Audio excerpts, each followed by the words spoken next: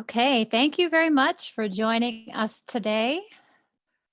We're going to let this room fill up. It takes folks a little bit of time for the Zoom to allow everyone and look at those numbers. It's very good. As you are joining us, this is indeed session B6, integrating restorative practices into a multi-tiered system of social, emotional, behavioral support. My name is Jessica Swain Bradway. I'm going to be the lead interviewer for today's session. I'm going to give another minute or so for participants to enter into the room, and then we will get going.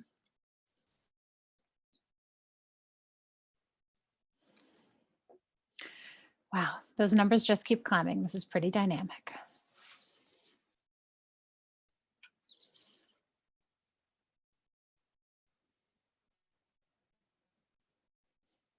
Okay, let's honor your time and ours and get moving today. Thank you for joining us. I'm so glad to have all of you as part of the PBIS Forum. This year, our virtual leadership forum, it's really a great event. Always excited to be a part of this work. As we get started today to talk about restorative practices, I want to do a land acknowledgement and kind of bear with me on the process here. So in our work in academia and our work in education, we rely on a foundation of evidence-based practices, of robust scientific inquiry. And in that process, we spend a lot of time acknowledging and referencing the excellent work that's gone before us.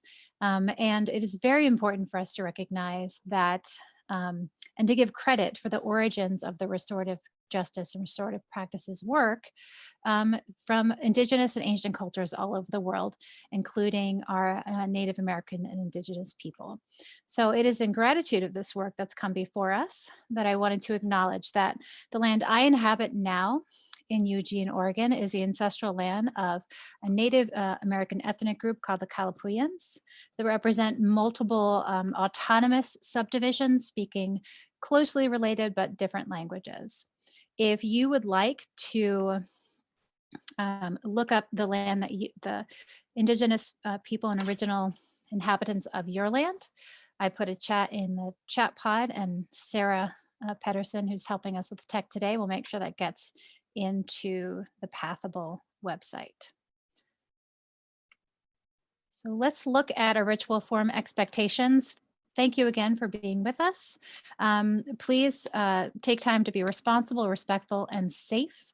I would especially put a focus on taking care of yourself. I know you have all been very, very busy. Please take some movement breaks, be aware of your stress levels, and ask the questions that you need today to help you advance this work.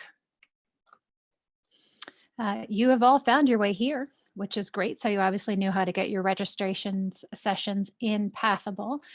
Sometimes, important to note, just hitting the refresh button in your browser will clear up whatever issues Pathable is having or your browser is having. So please keep that in mind. It really is ye old reset approach. You can navigate the session page. We do have 2 resources posted for you. Dr. Lori Linus has put together a resource page for us with some excellent URLs embedded in there, some of the things we'll talk about. And then we have a PDF that's set up for taking notes in the file section as well. For Q&A and chat, please do put that chat into the Pathable chat, so that main page, and Sarah Pedersen will help us make sure we address those as we go through, or we'll get them at the end. And last but not least, before we introduce our expert for today, is that if you need help, please do use the help desk. The Midwest PBS team is doing a stellar job of responding to the questions and issues that arise, and they will be in touch with you very, very quickly. So now that we've done our housekeeping today, I would like to introduce our experts. So today we've set up our session a bit like we're calling it the NPR style interview, where I get to interview some amazing folks in the field. The first person that we are going to interview in turn today is Dr. Lori Linus. Lori Linus is the Executive Director of Sound Supports. She's worked in education in one form or another for 23 years, and she's somebody I go to on a regular basis for support and expertise. She's worked with a range of stakeholders in education, in positive behavioral support, including schools, districts, state departments of education. She supports family and children, and she is an expert in alignment into the MTSS framework. Lori's company, Sound Supports, provides professional development across the region, and they are very strong collaborators and very lucky to be in partnership with Lori. Michael Stuffelbeam is from Renton Academy, and he's the classified manager at Renton Academy, is a re-education public school in Renton, Washington. Really excited to have been able to get to know Michael as part of preparing for the forum. He's got a lot of expertise, particularly in areas of moderate to severe disabilities, behavioral disabilities. He's been in education for 14 years, 13 of them at Renton, and his duties as a classified manager, because I know you're wondering, includes professional development for classified staff, as well as supporting staff in their work with students in crisis. He finds himself probably on a regular basis working directly with kids who are escalated, and he's also the intervention facilitator to provide training and professional development around de-escalation and preparing his personnel to work with kiddos who require Tier 2 and Tier 3 supports. Our next expert, I know this is a packed session, is Dr. Jeffrey Sprague, University of Oregon, national partner for the Center on PBIS, Institute on Violence and Destructive Behavior, and kind of retiring, but still does favors for his friends, and he has many in the field. Jeff Sprague is an expert in so many different areas of education, and simply a great mentor for those of us that are lucky to know him. He's an expert in school violence, school safety, positive behavior supports, multi-tiered systems, alternative education, juvenile delinquency programs, and he has done a lot of legwork and made some significant contributions to restorative practices in schools. And I am Jessica Swain-Bradway, the Executive Director for Northwest PBIS Network. I'm a former high school special ed teacher. I taught in a self-contained program. I worked at the University of Oregon as a research associate. And prior to joining Northwest, I was part of the Midwest PBS Network as their research director. Wow, so I'm already very excited to talk to our folks today.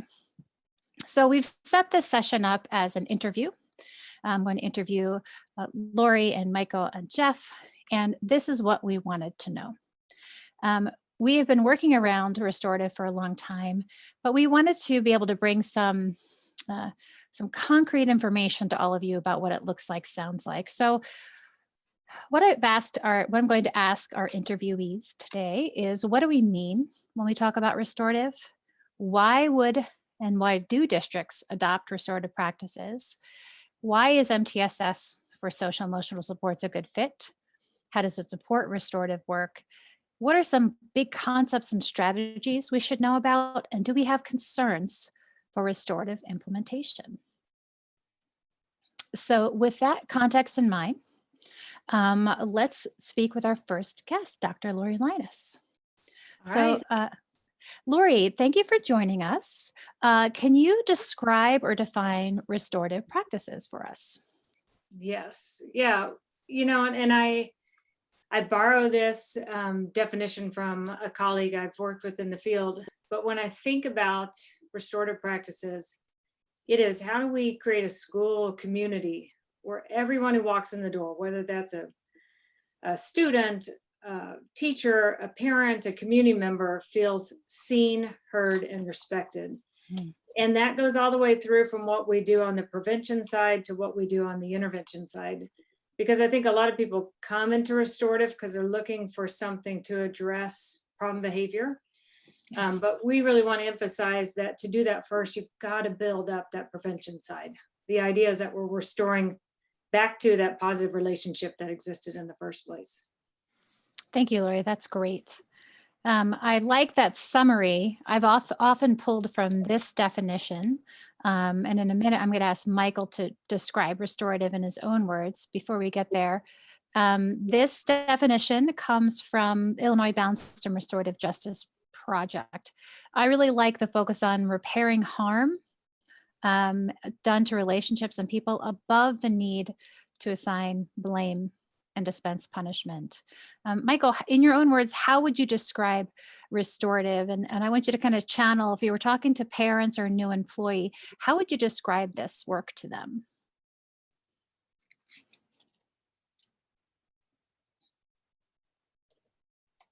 Michael, you're muted. Unmute yourself. Thank you. So it's going to sound a lot like what Lori was talking about, but like when you're working within the school environment, one of the things you have to understand is what they're used to, and then what we're talking about with restorative practice. Because what they're used to is this real top-down management style, like if this, then this. So when new staff or parents come into Renton Academy, what I tell them is this is completely different than what you've seen before. That this is really developing a culture.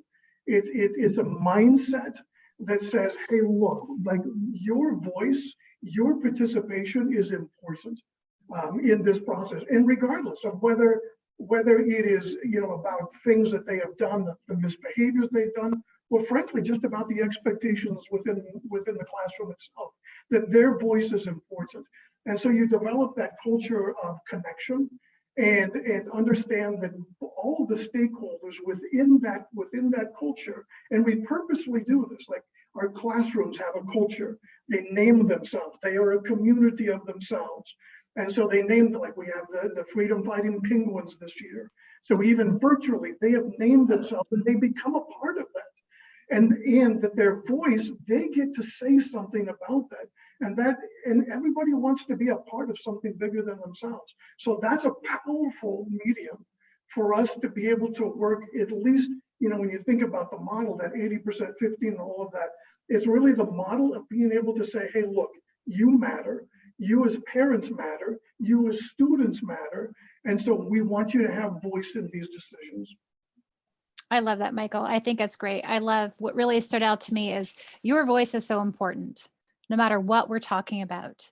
And thinking about that in terms of our triangle as well, right? It's not just that the voice of kiddos who are responding, and then we think of in that green zone level response matter, right? It's the voices all the way, no matter what kind of decisions we're making or what kind of behavior a kiddo is displaying at the moment.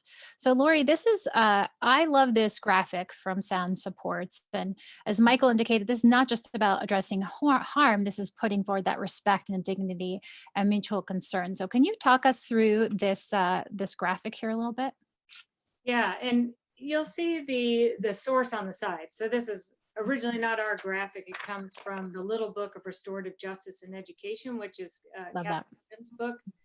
And my colleague that I train with had met Catherine and said, oh, this really captures how we view restorative. Can we use this in our training? So she gave us her blessing. Great. What I love about this is when you look at this, and this is, we often start our trainings with this visual in a circle, kind of dialoguing about what these pieces mean. And if you think about this notion, right, everyone who comes in seen, heard, and respected, and what Michael just said, then it's this notion of everyone who comes in our door gets our respect, they get treated with dignity, and we have mutual concern. We care about them, we want them there, even when they're struggling. And so it's really making sure kids know that and feel that in our buildings. And then you can see within this, it's how do we nurture healthy relationships, right? Because if we do come into conflict, what we're repairing back to is that relationship we've built. So, and this is a reason why restorative doesn't work just if people are trying to use it as a tool to mitigate problems. If they don't have a positive relationship, they have nothing to restore back to. So that comes, we're looking at how we use this as a tool to really get voice of everybody. So we're creating just and equitable learning environments, especially for our students who have been the farthest away from educational justice. And then, yes, it's also a great tool to repair harm and transform conflict. But our goal is to have as less harm and conflict as we can, because we've built these systems of support. And this notion that everyone's worthy and relational. That's great. Thank you, Lori. How does, this is a very, both you and Michael are talking about are much more well-rounded kind of comprehensive approaches to restorative practices than I typically hear districts talk about it, especially when they get interested. So Lori, from your perspective, having done this work in different regions, why do schools implement restorative practices or want to implement restorative practices? Yeah. Well, and like I said, often they come into us initially because they're struggling with behaviors in their schools, addressing suspension issues, engagement issues. And what we try to get them to focus on then first is that community building. So before we'll even go in and do training around how you would run that repair conversation, that restorative conversation, we go in and say, how is it you're building community now? How do you really do intentional relationship development with your students, between your staff, right? Because we're creating, and I think I stole this once from Jeff, is this ethos of care, right? And so if we're creating that, the adults have to model it first. So it's making sure that the adults are exemplifying that. So often the very first thing we're doing is we're putting the staff in the circles, getting them used to doing it with themselves before they're ever doing it with kids. And then for districts, what they begin to see is that, yes, they do have less problems, overall from kids, but what they also see is this increase in students, staff, and families enjoying the school environment, reporting that it's a culture that feels supported to them. I love that. Now you shared this graphic. I think you got this from David Oshar. I want to know if I'm going to click all the buttons here. I wonder if you could walk us through it. And then I was going to check in with Jeff about his experience, also why districts decide to implement restorative. So go ahead, Lori, walk us through this graphic here. And when I think about this and we talk about this, it's around what role can restorative practices play in helping you to create these protective factors and build resiliency within your school. And we know all of these pieces are part of how we build up that resiliency. And so restorative helps us to reach all of these. So we are, of course, doing connection. We already talked about that, and building positive relationships, but we are also focusing at the same time on academic success, academic engagement. We can do that through some of the circle processes that we see in restorative justice. Mm-hmm. It's about good supported transitions, and transitions are so important in school, and it's the place we often have the most behavior. And that could be simple transitions, like I'm coming in from the hallway to the classroom, but it could be those big transitions of I'm moving up from elementary to middle to high school to beyond. We want to make sure all of those feel very supportive. Mm-hmm. And then it's also about how we do that good social emotional learning. So it plays a huge role in helping to build that relational context of how we learn to be with one another and do good problem solving when we have problems, because we will. We will. Thank you, Lori. And this reminds me of that layering approach. We talk a lot about multi-tiered systems and PBIS. We're not putting all of our eggs into one basket or one strategy. We are pulling multiple best and promising practices together. I love that. And I had to chuckle around the transitions because I started playing the STAR game, kind of the good behavior game, with my oldest, around transition time, particularly getting ready to go out the door to preschool. And it gave mom a lot of tools it gave me a good way to make the morning easier with kind of focusing on the best practices in that transition time. It can be a little tricky there. So Jeff, Dr. Sprague, in your experience in working all over the country in this restorative work, what what do districts say to you when they say, oh, we want to do restorative practices? What are the motivations there for them? Yeah, I think a lot of it, Lori began with this a bit. I think in initial understanding, a lot of people see it as an alternative to suspension. So they go right to that place of our districts is disproportionate, we're being monitored. I saw this video about circles and that looked kind of cool.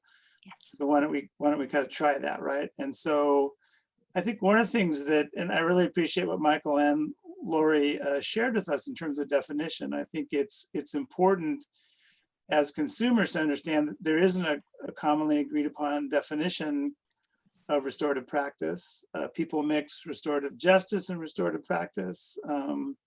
So I think part of that, districts and educators as consumers, I think, can be confused. And if we talk about why would a district want to do it, and you're marketing a pretty complex set of practices, usually it's presented by someone who's really bought in, like Michael and Lori and Jessica and I.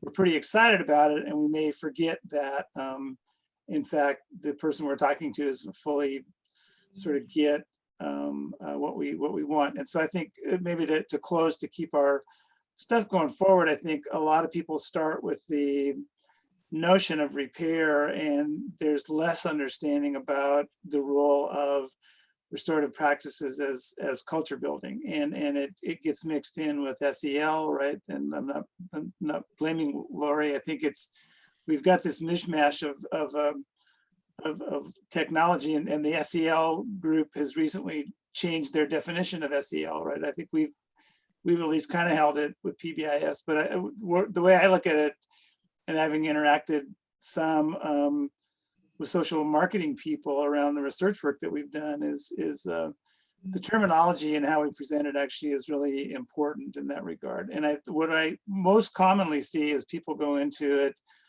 with some excitement because they picked a slice of restorative that they like, and then a few months or a year into the work, it's like, oh, there's really a lot of detail here, and that can be it can slow you down, right? It can interfere with the willingness to adopt and implement the practices. Great points, Jeff. I mean, even I'm mixing up RP and RJP in just this description of it. I think I'm definitely guilty of, I've got a evidence-based framework of PBIS, MTSS, and I'm going to connect stuff into there. I'm going to channel my social skills instruction, design of instruction from University of Oregon. And so definitely in the way I've approached this work, it's been a mishmash, right? It's been a mishmash of best and promising practices. And really, there's messiness there. It's hard to replicate. I wanted to shift a little bit and ask Michael, at Renton Academy, the website talks about re-education, and I loved that idea. So I'm wondering if you can, building on your comments earlier, explain a little bit more about that re-education and how the restorative work fits within that approach. No, that's a good question. So the re-education is based on the work of Nicholas Hobbs from the 60s and beyond in the Right School. And he worked with what we would now call tier 3 students, right? It's kids with significant emotional behavioral challenges. And one of the things, well, several things that came out of that, but one of the big things that came out of that for him is, our brains are geared towards the negative. And so oftentimes when we're working with tier 3 students, we just see the deficits that they bring to the table. Like, they yell at me, they say naughty things to me, right? What he said is, wait a second, those students also bring strengths. So let's focus on the strengths that they bring rather than the deficits that they might have because of circumstance. So it's strength-based. He also talked a lot about relationships, that if you want to change the trajectory of a student's behavior, you've got to develop true and meaningful relationships with that student. And the third part of that is it fits perfectly with when we look at restorative practices, is that, like all of us here, whether you're admin, whether we're teachers, whether we're paraeducated, behavior techs, we're all TCs. There's this common ground that we're all the same. So it fit perfectly when you think about restorative practices. It fit well with what Hobbs was already kind of doing in the 60s. It was revolutionary at the time. Yeah. So our whole school is based on these 12 principles, right? Let's think about it. When you think about what we've talked about already, trust is essential. That's one of the 12. Like there's Yes. not going to be any teaching unless you've developed a confidence and trust. And how do you do that? By listening to the student, by giving them voice. Self-control can be taught. Intelligence can be taught. So, you know, the group is important. Communities are important. So when we look at restorative practices, it fit well with what we were already doing with, you know, with READ. We were already doing circles in a sense because we had that idea that there's less hierarchical structure where everybody's Yes. looking at each other and the uncomfortableness of that. And so we already have that. And so it just fit perfectly to bring that to the next level, which is to use circles, to use, you know, harm circles, use all the things that we do in conjunction with restorative practices that already fit with what we were doing. That's great. It really reminds me of in special ed world, our strengths approach. I mean, when you work on a functional behavior assessment, you start with the kid's strengths, right? You've got, oh, it's right there in the form. What does the kid do well? And I love it. Also links to thinking about building those relationships and that trust as part of our protective factors, right? It's a protective factor. It's a foundation from which we can get all things, you know, accomplished in that positive direction. I really love that.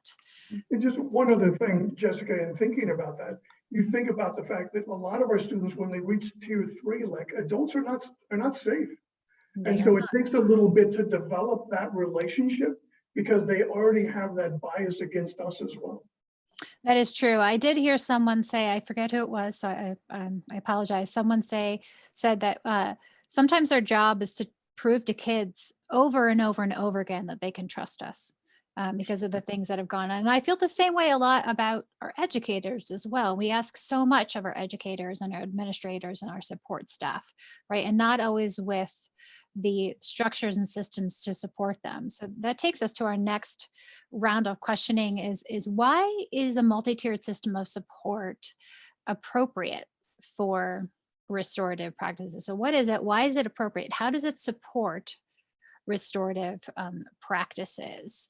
So I'm going to do a little bit of talking. I could talk a little bit. They said I could, but I really like this definition from McIntosh and Goodman. I think there's a better definition that's going to be published soon, but a multi-tiered system of support is one strategically combined system that is meant to address multiple domains or content areas in education. So it is indeed the way we organize our school. We know it's a powerful framework. We have lots of evidence over time of this in action in different ways. We have the RTI, right, response to intervention for academics, that multi-tiered support, positive behavior support. We have certain elements or core features, as we like to say in multi-tiered systems land, that are effective. They make our practices effective and efficient in the school environment. So we use data for screening. We have team-led decision making. We have a lot of community and family involvement, which sometimes we struggle with as districts, but a lot of the districts I see now relying more on the restorative work, in particular building the relationships so they have something to restore to. And we have capacity for training within our multi-tiered system. So we are not giving our teachers a shiny notebook or an infographic and saying go to town. So we have our core elements of multi-tiered systems of support. And I'd like to ask Lori to help us walk through this. How does multi-tiered systems of support contribute to our work in restorative practices, or maybe in some way enable those practices? Yeah. Well, and it's interesting because sometimes for schools, especially if we're thinking about multi-tiered systems on the behavior side, the PBIS work,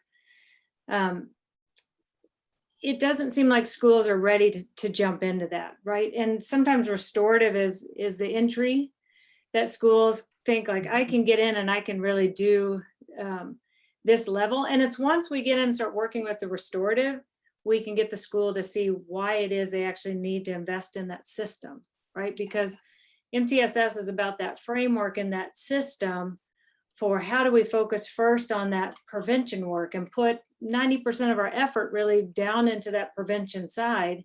Yep. And then what do we do if we have students who need some support? And then what do we do for the kids who need the most support? So restorative is a way that we can come in and start to build those levels of supports for kids, and think about what's that systems process as we're getting in and working with the restorative piece. So, you know, a lot of times as schools are setting up, they want to come to training and they want to run right back in and start to implement. And, you know, being that we also do a lot of MTSS and PBIS work, we're always talking to the people that we work with about what's that system that you need to set up. How are you going to get this out to the adults? What will be your expectations for delivering this to the students? You know, how are you going to message this to the families? So it's really thinking with that MTSS lens as they set up their restorative work, but they really dovetail nicely into one another, right? Yeah. So this is one of the graphics we use when we are doing training, right? That your tier one is all focused on that development of the relationships and then tier two is about that maintenance when you're hitting some of those smaller roadblocks with kids. And then our tier three is what needs to be done when we have real harm that needs to be repaired, relationships that need to be rebuilt. Right. I love it. And these all, they build on one another. I agree. I've seen this, and I'm sure Jeff and Michael have as well, that folks want to jump right to repairing harm and relationships without the other components to support it, really to be the foundation. So I'm wondering if Michael, if you have any highlights or examples of how multi-tiered systems or PBIS work allows the restorative work to go on at Renton. Well, again, it's much of what Lori was just talking about. Like, we spend a lot of time on those bottom two tiers, like really developing the relationship and maintaining the relationship. Because if we get to that repair, harm, and relationship part, if we've not done our groundwork in that, it's not going to fly. Because they're not going to trust us to really, because think about it, what they're used to is if this, then this. And that's what's comfortable for them. They know that if I punch somebody in the face, that I'm going to go home, right? Right. And we're going to say no. Like, we want you to be educated. By the time students make it to our school, because we are the top of the the tier three, right? We're the 0.03% of the kids in Renton. They're behind academically. They're behind. A lot of time it's because of their behavior. So we're going to spend a lot of our time focused on that, on those first two tiers where we're developing relationships, caring about the students.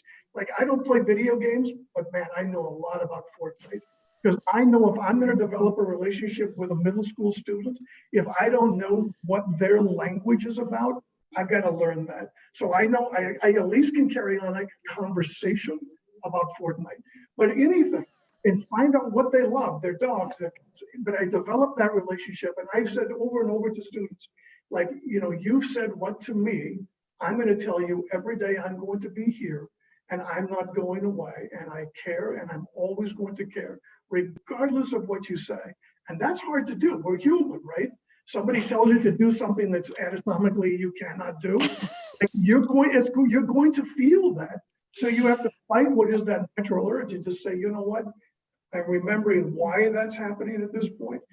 The other thing about MTSS is that it's the individual. It allows me to look at interventions that I can individualize for students, because if I don't see them as an individual and see their needs individually, then I'm just going to, I just have my pet answer to make it work. It's not going to fly.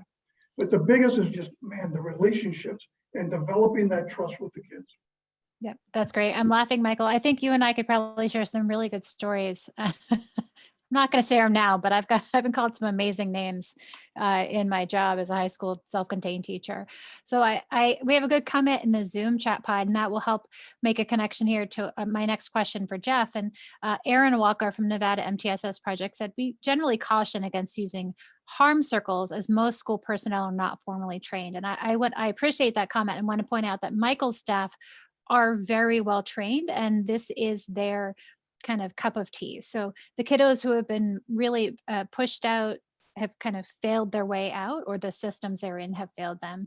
They are at this academy specifically for this level of support. But that, Jeff, I wanted to ask you about, what about with the work with grown-ups? I mean, you gave us some great examples earlier of how we haven't really pinpointed a replicable approach to this. So how can MTSS provide a backdrop to this work in terms of guiding grown-ups? Yeah, I think the comment, I think that's a concern I agree with, and I know Michael and we'll all agree. I reminded of a C.S. Lewis quote: "Forgiveness is a great idea until you yourself have to do it." And so, what I sometimes call the preparation for a repair circle, I call it the Kenny Rogers. You have to know when to hold them and when to fold them. And so people that are invested in that, I think it's, that's really, it's an easy fit, for those of us that present and do the work. I think we're where we're at because we hold the values. We're clear about it. We like to adopt novel things and kind of enjoy it. And yet, what I have seen a lot, and it's not a criticism, I think it's just a good caution that people want to go to that.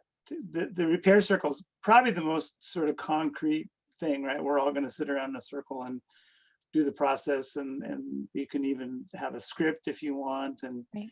Whether the person who's harmed goes first or whether the person who caused harm goes first, and things like shame management and stuff like that. So to me, in that MTSS frame, which is the core of your question, I think it's systems and practices. It's so many layers. And so the choosing, we also use that word, and you hear it a lot in this conference, integration.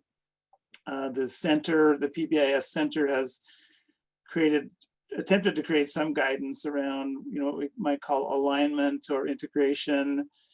There are actually very few studies that have tested any of this in combination. I've actually done a couple, not tooting my own horn, but one of the earliest PBIS studies, we actually combined an SEL curriculum called Second Step in an early version of PBIS in a study in Oregon. And we recently did a study with the Oveus bully prevention group out of Clemson, systematically testing the combination of PBIS and a bullying prevention approach. So at this point, there isn't a study that has tested any kind of integrated approach. And so, and in the studies on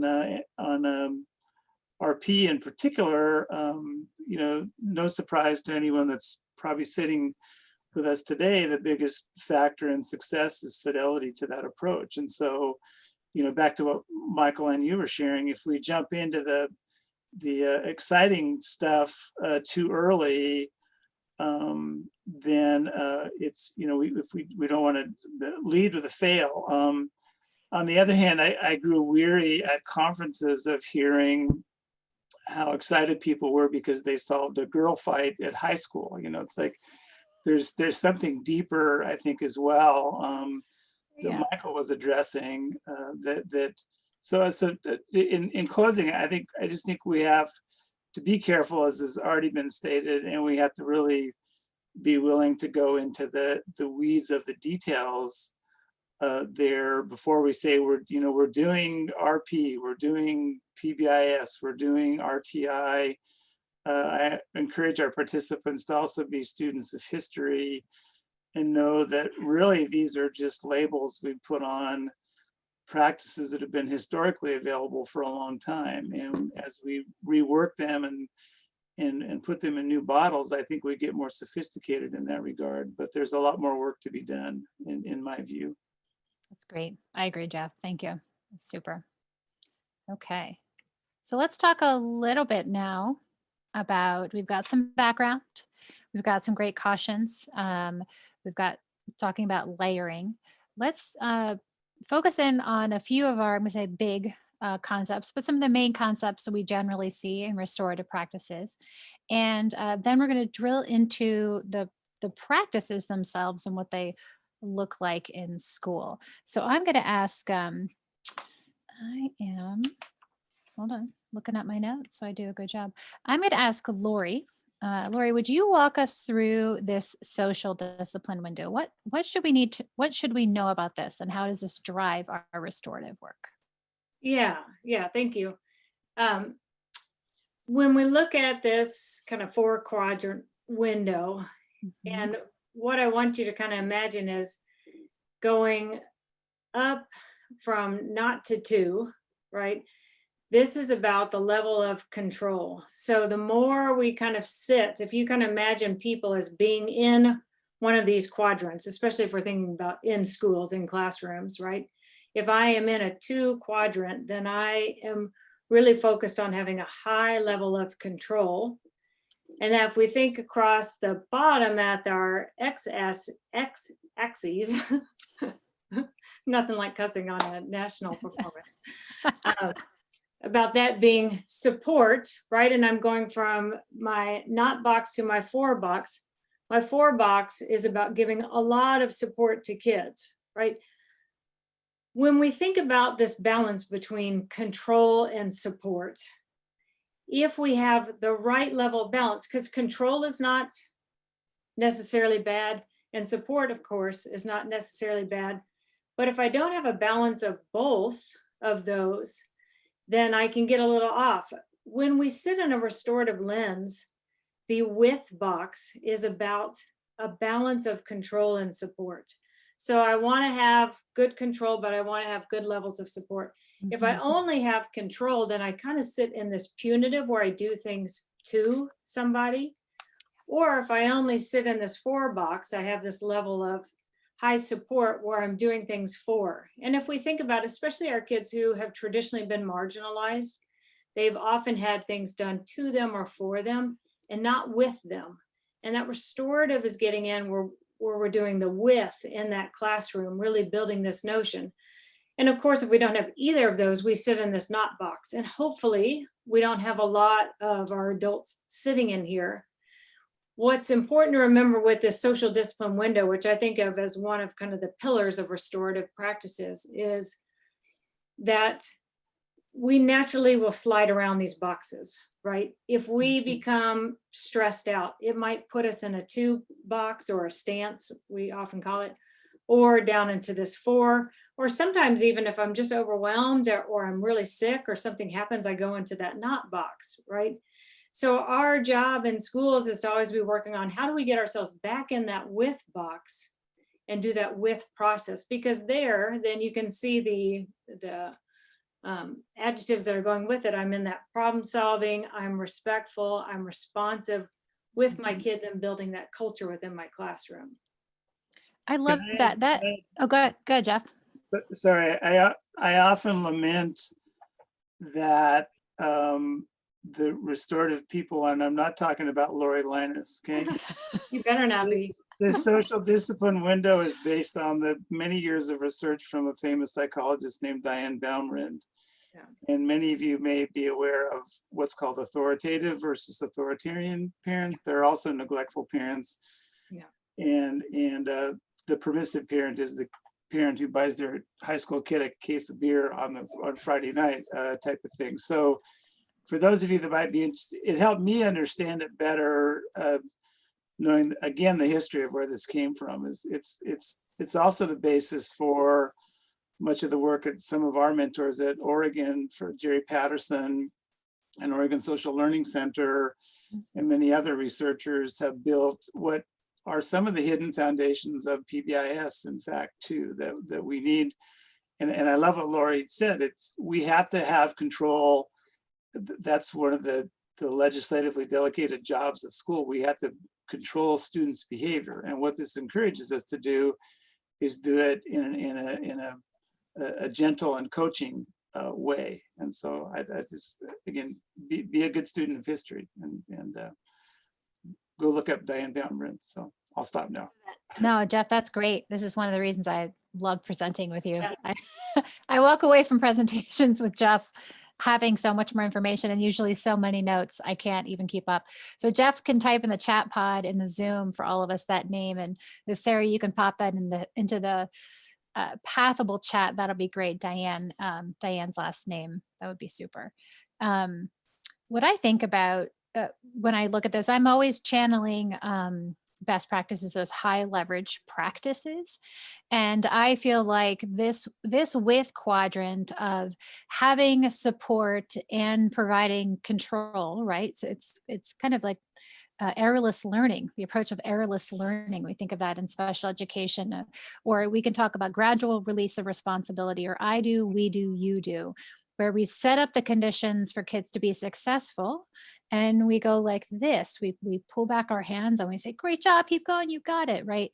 And we do that. It's a very responsive approach, but the idea is we give it away. We're creating control for kiddos to learn, be very fluent in that, and be very successful. So I like being a student of history and also thinking about how do we apply what we already know to explain some of these things to help folks get there.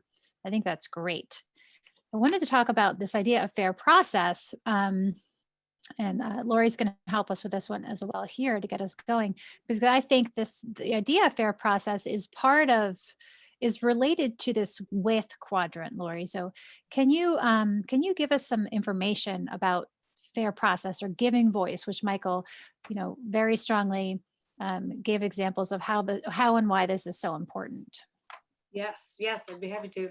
If you think about that social discipline window, right? And we're striving to always be in that with quadrant. And then I talked about kind of my definition around restorative, which is how do I create this environment where everyone feels seen, heard, and respected?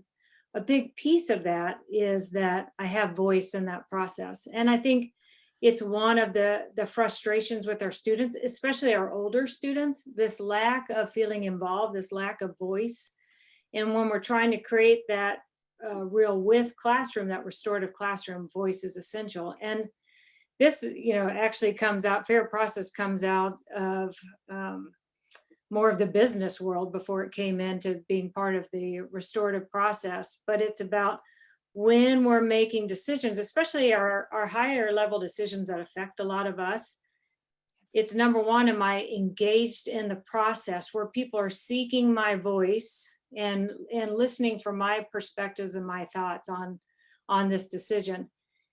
And then whether or not the final decision is the one that I wanted, it's clearly explained about how they got to that decision and why, so that I have that clarity of understanding about how they arrived there.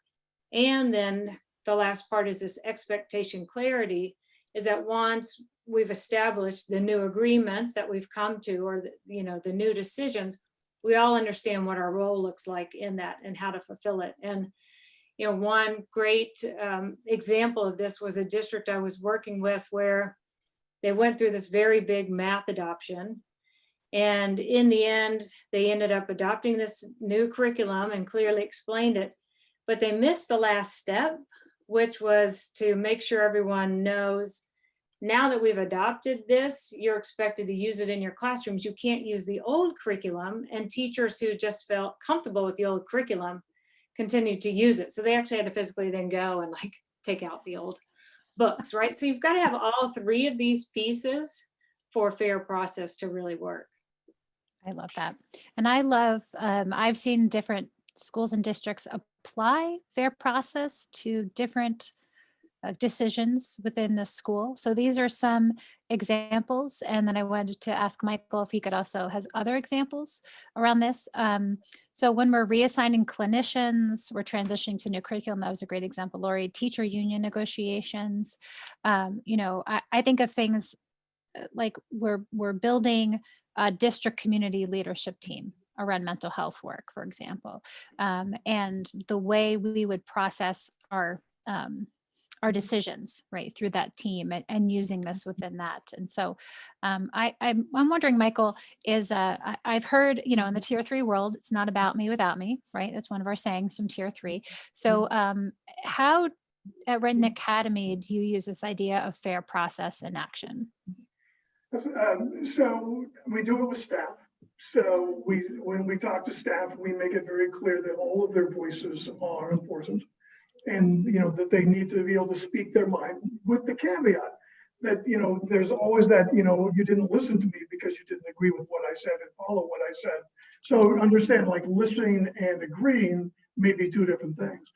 But I think within our tier 3 settings, some of the things that we do, like when we set up our values, we are the rock hopper penguins, right?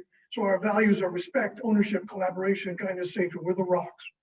So when you're in the classroom, those expectations should be developed within the core of the classroom, so that the students, I saw in the chat, what is respect? You decide that as a group. You decide, what does respect look like sitting here right now? And so all of our classrooms, work on developing what those expectations look like, and then what the consequences of those expectations are. That's fair process. I think about, the circles that we utilize, whether, a new student comes into our program, because we tend to be a bit transient during the year. New student comes in. So rather than being kind of a top-down model where the teacher explains, they sit in a circle and the students explain what the classroom is like. That way they feel a part with a character within their classroom almost immediately. I think even with suspension, when you think about that, when we do have to suspend, one of the things that's very important for us is, one, we're going to take time before any decisions are made, but we interview everyone. We interview the people that were involved, the perpetrator and the victim. We talk about that. We talk about, even to the victim, like, what would you like to see happen, even before we ever get to like the harm circle part, right? Because we want to hear what they have to say. So that's just part of our culture. I think we have a high council group that meets, and it's not like an elected position. It's 2 people from each classroom, and it's different every time. So that way, any of our assemblies and things that we do, they have that as a part. Their voice is heard in what they're going to do in that assembly. I think our best one that we do, we started this about 4 or 5 years ago, because when a student would misbehave within the community, before we started doing the restorative work, they would have to write an amends, right? And that became rote. I'm sorry I got mad. Sorry I hit you. Next time I will take a PTO. Do you accept my? And that became, so what we did is we developed a rock stock where when we're having that conversation with a student, we talk about, we timeline, we de-escalate, but then we talk about, hey, which of these values were you doing well? Well, I didn't hit somebody. Great. So we start with the positive. Which of the values do you think you were struggling with? Well, I did call him fill in the blank, and that probably wasn't being respectful, because we talked about using positive language. So great. So what are you going to do now? Because, with that misbehavior, that's not like you didn't affect the school. It didn't affect me. It was human relationship. What are you going to do to repair that human relationship? And then how can I be a part of that? So I put myself in a role. How can I help you do that? And when we're talking about these circles and the culture, I was thinking about this. Last year we had our elementary students. We don't allow tag here. Tier 3 school, pushing kids on the play court, that's probably not going to go well. But the students made this game that they called Raptor, and it sure looked a heck of a lot like tag. So immediately in our minds, we're like, yeah, no tag, the rules. The students came to us and asked for a circle. They wanted to have a circle to be able to explain their views. And in the end, we said, you know what, you're right. Like, we probably handled that poorly. And now that we understand the game Raptors, we're going to allow it to happen. We're going to watch it, but we're going to allow it to happen. That's that culture. It just becomes a part of what they expect, and they wanted their voices heard. I love it. I love it. And I hear the systems throughout, right? You have your two kiddos from the counseling group, so to speak, that join. You're linking all this back to school at expectations, really dosing up that teaching and reteaching. I think it's phenomenal. Okay, so let's talk about some of the typical strategies we might see in schools. We'll go through some of these. I want to make sure we honor time for folks to ask questions and have more, there's some great dialogue going on in the chat pod. So these are some of our, I'm thinking of two main practices in particular, because we've don't have exhaustive time here, but that link us back to historical and modern origins of restorative practice. So Lori, can you walk us through why a circle? What are the purposes of a circle?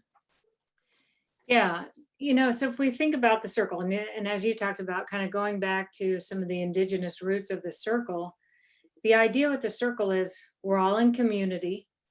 When we sit in a circle, we can all see each other. And we're also removing out any barriers. So if you think about a traditional classroom, kids are kind of hidden behind their desk and tables and other things. And if you look at just the visual picture of the circle, right, it puts us all out with one another. So we're more likely to be engaged and stay engaged with one another. So that's a big piece around why it is that we use a circle. Now, sometimes for our kids, and Michael can certainly attest to this, it's too vulnerable of a spot to be. And so if initially it's too vulnerable for kids, I'll allow them to sit out. And then as the talking piece naturally comes around to them, they can talk. But my goal is to get them comfortable and get them into the circle. But for a lot of kids who experience trauma, it's too open. Yeah.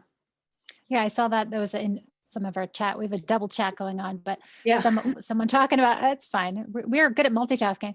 That it's this idea of vulnerability and practicing that. And I like the kind of opt out, if you will, of allowing if it's hard for kiddos. And I'd like to do circles with grownups.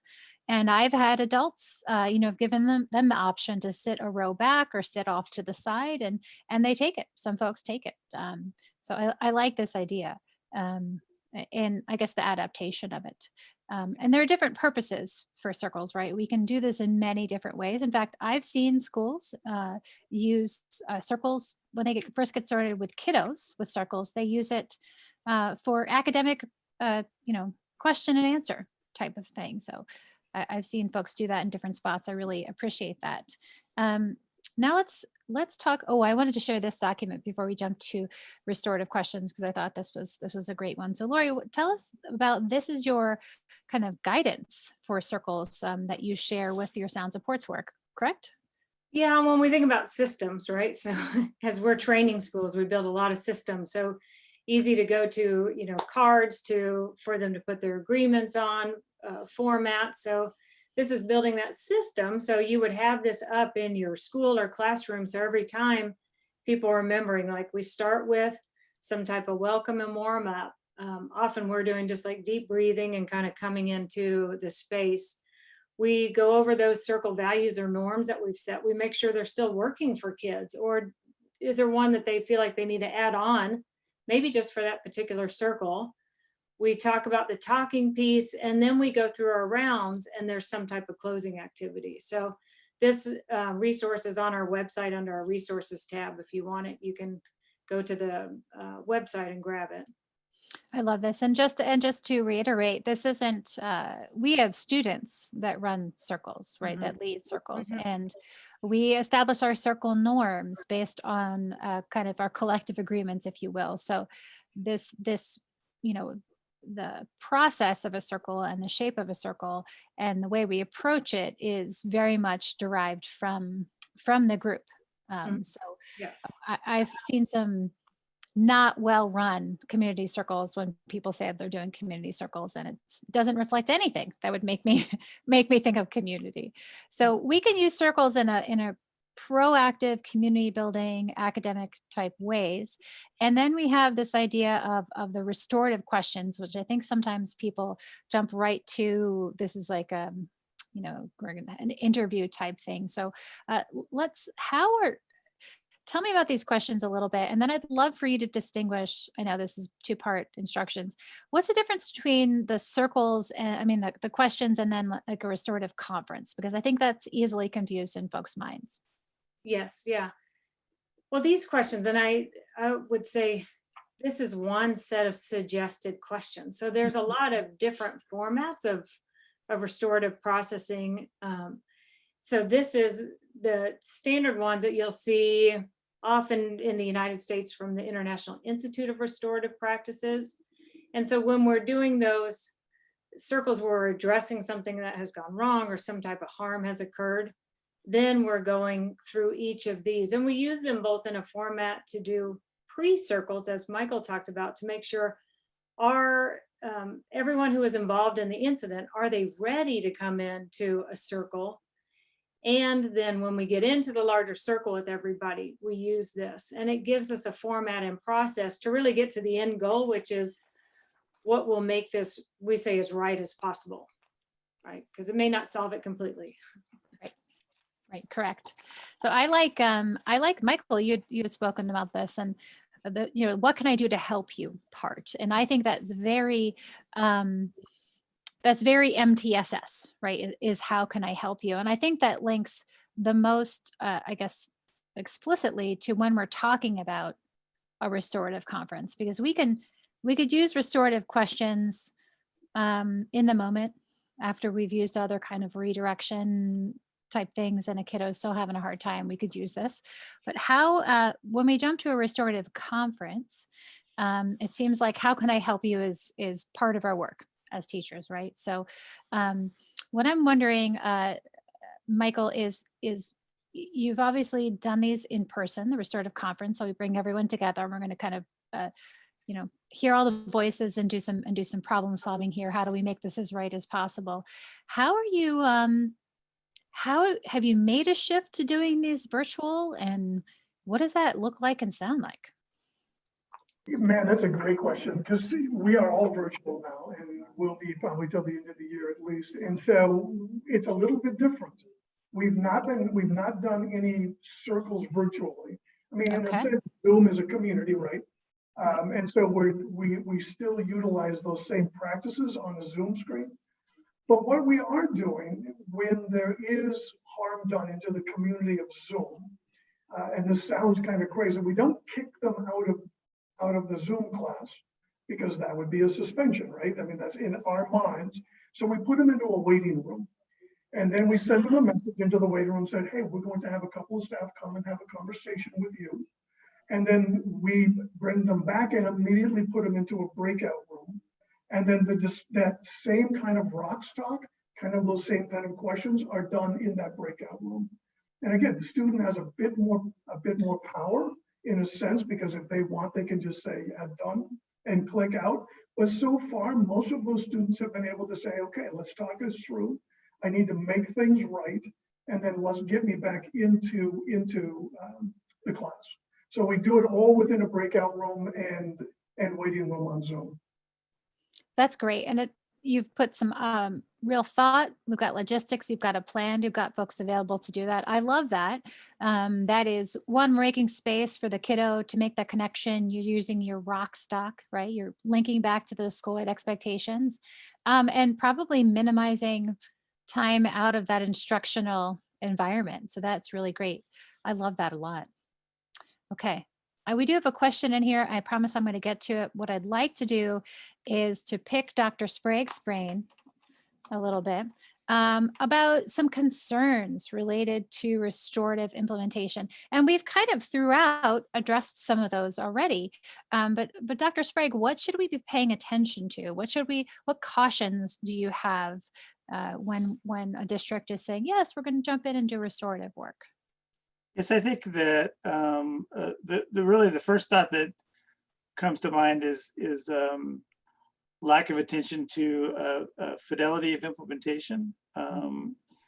If it's a complex set of practices, and part of that's embedded in what we know from the 25 years of the PBIS Center is this focus on not just the practice itself, but the system that supports the practice. And I think that that not on purpose, but I think if people don't understand that, then that's the beginning of the failure of fidelity. And then what follows is we've created, you know, Jessica, I know you have, and we've worked together and worked with Lori as well. Many of us have made attempts to define what those practices are. And yet I think people are reluctant to get that report card, right? And so we don't know much about the relation between, except for a couple studies, mostly done by Ann Gregory at Rutgers, that there's some evidence of the relation between actually doing it consistently and accurately, if you will, and the outcome. You know, Michael's on here because Renton Academy is a clear exemplar of doing things with high fidelity, implementing with high fidelity, and there's a commitment to it. So I think that's enough on that. I think the other one, and I've seen this in districts recently. I did a evaluation project in Oregon where the RP people and the PBIS people, were kind of at odds with each other, right? The PBIS had become this thing that, well, now we're doing RP and we're casting off that evil behavioral kind of stuff. And so again, I think the way to address that concern is not to argue based on people's values. I don't think we can, you know, like being kind and supportive and authoritative with young people and taking care of adults, hard to argue with, although I think we probably have colleagues in our schools that enjoy being mean in that regard.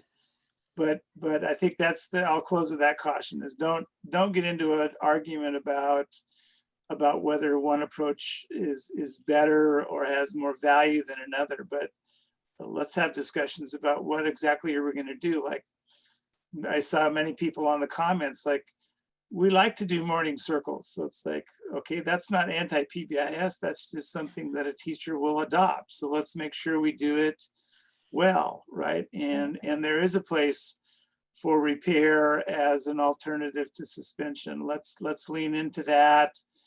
And we may not do it right. You know, it's another, I guess it's an idiom, lather, rinse, repeat, right? That another place to be disappointed with RP is, well, I did a circle and the kid came back 2 weeks later and did the same darn thing again. That should be expected, right? The forgiveness and restorative it's an iterative set of things. So again, that's, I think, the biggest caution is to proceed as though what you know about it is the right way and start rejecting whatever is the past. It has to be integrated with the ongoing stream of implementation. And what will, particularly classroom teachers, what will classroom teachers actually do? Because they're the ones that don't get to go for long lunches and they've got the young person in their room after the harm has been done. And so it has to be focused on what the teachers can do and how we can take care of them. That's such a great point, Jeff, how we take care of them, right? I mean, the consistency, first of all of it was really excellent, but I'm thinking of that we ask teachers to do so much and we don't always provide all the tools to help them do it, just not because we're evil people, but our systems can provide those supports. I think that probably, you know, what Michael would probably, he's nodding his head a lot, is that we, you know, lethal mutations, holding on to some form of isolation or shaming, some type of you know, harmful type punishment where we're embarrassing children and expecting for them to behave as a result of it, that in order to support our teachers to get rid of these things, we have to be worried about that fidelity, supporting them to do the work, and you know, not be having this black and white view of what I want to do is right and what you want to do is wrong. I think that's really important. We are at 1 minute until 20 of in your time zone. And so what I'd like to do is point out some things, some resources available to you, and then see if folks have more questions, make sure we've addressed the questions that have come in through the chat pod. I think the team has done a dynamic job. Thanks, Sarah, for kind of copying and pasting and making sure we've got that coming in from everywhere. So we've got different ways to connect with us. Shoot us an email, find us on Twitter, or Lori just got on Twitter, Sounds of Words, good job, Lori, or Facebook. Jeff is available via his Gmail account here. There is a resource PDF embedded within the Pathable site. And if you've heard something today that we did not give you a resource for, or we neglected to get it into that chat pod, please do let us know. As a reminder, before we have the last 5 minutes of questions and answered, please do provide feedback. The forum organizers really do look at these evaluations, and actually all of us that are presenting will get our evaluations later on to help us improve. Jeff and I last year, we got less cursing, please, as one of our pieces of feedback. And look, I don't think we said any bad words today, Jeff. I'm Nope. really proud of us. No bad words. I want my sticker now. I'll give you your, I'll give it later. Okay. Michael, we've got a question about if there's contact information available for you. So if you're okay with that, I will add that to the Yeah, just go ahead and put it in Pathable. the chat. That's cool. Excellent. We'll do that. Someone asked us to put the lethal mutations slide up again. So thank you to all of you for being here. Make sure you give us feedback, and let's spend the next 4 minutes making sure we got to all of our questions in the chat pod. So Sarah, did you note any chat in Pathable that we haven't yet responded to? I think some people are asking for the contact information to go back up. Super. Thank you. And hopefully all of the other questions have been addressed. It looks like we've worked them in. Some, we do have some buy-in questions, and I think these are great for both Jeff and Lori. Michael, obviously, when they come work there, there's kind of like no question about how all of you operate. It's such a part of that climate. But how do you, Lori or Jeff, how do you address the fact that some people are really stuck on that, like, I'm going to call it the pound of flesh aside, that you have to get punished for something you've gotten wrong, and or that happened to me and I'm fine. So how do you address that? What are ways to start dismantling that? You gonna go, Lori? Yeah, sure. One, when I hear buy-in, it's usually two things. One, I don't truly understand it, right? And so we see that too around PBIS. I don't truly understand what it is. And the second is I haven't really experienced it. So if I can get, especially if restorative, if I can get the adults to sit in a circle with me and go through that process, then they usually see it, right? There's always that light bulb that goes on. That's good. Yeah, I have a couple thoughts that maybe there's actually a science of forgiveness, and there are some conditions that, and forgiveness is not forgetness. And the whole point of restorative practices, we're holding the individual accountable. It's not like you cry and hug and it's all gone. You're holding them accountable for the future. And I think some people struggle with that. And I think we all struggle with that in our lives. One of the things I love about restorative too is some of the research on forgiveness, which is again letting go of the past. Is there's a timing factor, and the things like repair circles or restorative chats actually build in some of that impulse control, shame management that allows that process of letting go of the past happen. But I've told it to my wife when I learned about it. It's like some people you have to forgive every time you see them, and I think that's okay, right? And Michael in his school works with kids who have they're not there, they're there because they've already developed a reputation, right, and of great need. And so they continue to misbehave even in the face of all the great supports that they get. And so I think we have a lot to learn in our society in general about how we psychologically let go. And some of that you can also talk with Jessica. Northwest PBIS is sponsoring some work from our colleague Renee Van Norman about mindfulness. And mindfulness is yet another label, but the psychological flexibility to let go is something that we are actually, I think, losing in our society. And so we have to look to other ways to help particularly our teachers let go of that, because it's the kid's job to piss you off. That's not a bad word. No, not at all. Not at all. Well, I have two questions that I like to ask people when we're thinking about our disciplinary systems in school, right? And so I like to ask if the discipline taught or retaught the expected behavior, and if it helped or harmed the relationship. And those are kind of the bars we put up systematically. So it should always reteach, and it should help, at least not harm the relationship. And I'm a kind of a big picture person. I like to put those benchmarks up there to help me in this work and guide my behaviors around that. So we are at time, and you have been a dynamic audience. And I have to say, I miss being in Chicago this time of year, but I love being able to see all the questions as they come in through the various chat forms on our platform today. So thank you so much, Lori and Jeff and Michael. It was fabulous to do this with all of Thank you you. today. Thank you, Fun. Jessica. Good job. Thank Good you. job all around. Yeah. Thank you. Everybody have a great rest of the forum experience. We really appreciate you joining us today. Yep. If they're all this good, then we're in good shape. We're in great shape. Thanks. Thank you.